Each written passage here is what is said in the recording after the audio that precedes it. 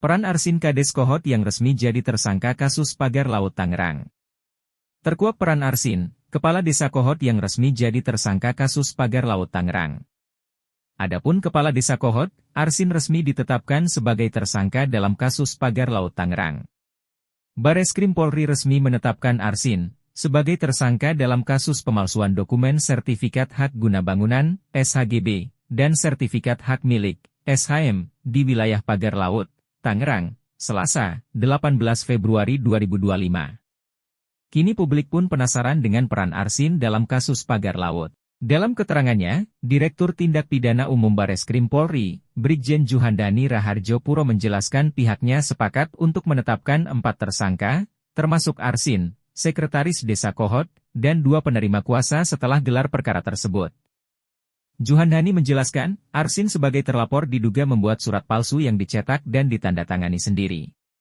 Surat itu kemudian digunakan untuk mengajukan permohonan pengukuran dan pengakuan hak ke Kantor Pertanahan Kabupaten Tangerang. Dalam penyidikan, polisi telah memeriksa 44 orang saksi dan menggeledah 3 lokasi, termasuk kantor desa dan rumah kepala desa Kohot. Dari penggeledahan tersebut, sejumlah barang bukti disita, termasuk dokumen rekapitulasi transaksi keuangan desa Kohot. Setelah hampir 3 minggu menghilang, Arsin akhirnya muncul kembali di hadapan publik.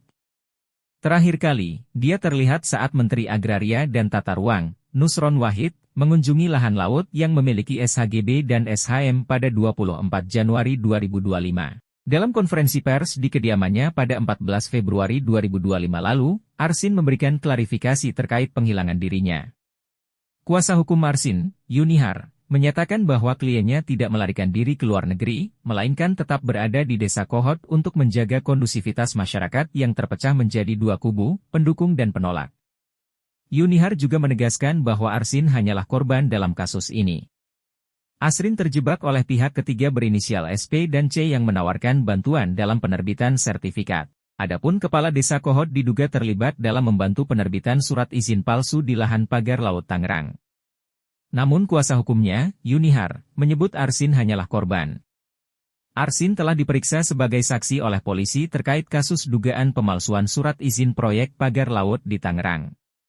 Polisi menyebut pemalsuan surat izin berupa sertifikat hak guna bangunan, SHGB, dan sertifikat hak milik, SHM, pagar laut sudah terjadi sejak 2021 sampai saat ini. Setelah pemeriksaan, kuasa hukum Arsin menyebut kliennya sebagai korban dalam kasus pagar laut Tangerang tersebut. Menurut dia, Arsin dikelabui oleh pihak ketiga yang berinisial SP dan C dalam penerbitan sertifikat di lahan dekat pagar laut Tangerang.